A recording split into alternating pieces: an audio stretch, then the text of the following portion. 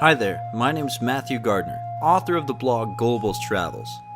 To some people, being gullible means being easily fooled, or being ignorant. But to me, being gullible means being willing to learn. It means opening your eyes to see the world through new lenses. To me, gullible is being willing to discover. When I started this blog, it was with the purpose of helping myself and others who, like me, travel for a living, to have a happier and more fulfilling life. The goal is to provide insight into how travel can be the gateway to adventure as well as passion. I tell others around me that in order to enjoy travel, it helps to be gullible, and here's why.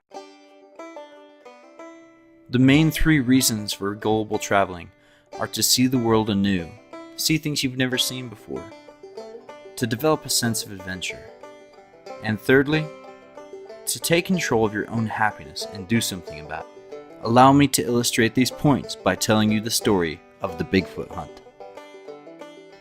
On a warm summer day, we traveled from Reno to Willow Creek. Our 600-mile route took us along a winding highway which we had traveled a year previously, all with the hopes of visiting the Bigfoot Museum located in Willow Creek. Our purpose there was to find someone who could teach us how we could observe a Bigfoot in the wild. Peggy McWilliams, this is Willow Creek China Flat Museum. I've listened to a lot of people that have had episodes with them. In those days, it was like you're just flat crazy because you saw one. Absolutely. As they say, carry snuff.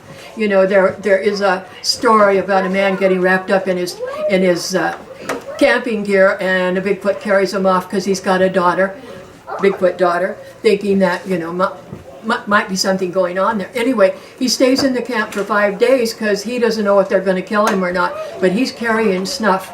So on the 5th day, he's desperate, and he gives them snuff, and it upsets them so much that he gets away from them. So I say, if you're looking They're allergic to snuff. Yeah, if you're looking for Bigfoot, carry snuff. If there was one thing Peggy taught us that day, it was never to doubt just because you had never seen something. I said, don't tell me, I don't care what subject's on, pickles or anything else. If you haven't read anything about it, don't tell me there's no such thing. I've read all the books. Most of them are autographed, actually. While at the museum, we found many reports and accounts of others who had seen the notorious Bigfoot. We also found maps showing us their locations and where the encounters had happened. We decided it was time for us to head out and see if we could find the Bigfoot for ourselves.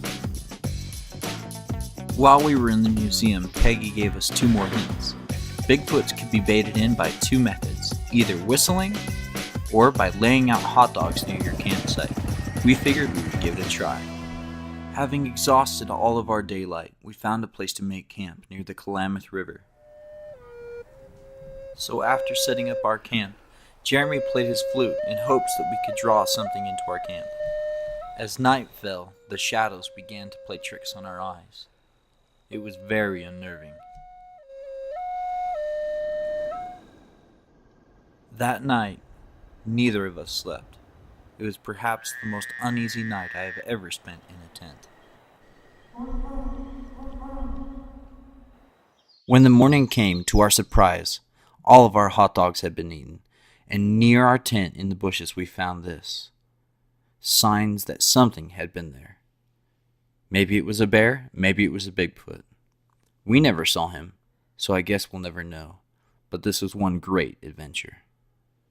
We packed up our things and got on the road, and that, my friends, is gullible travel.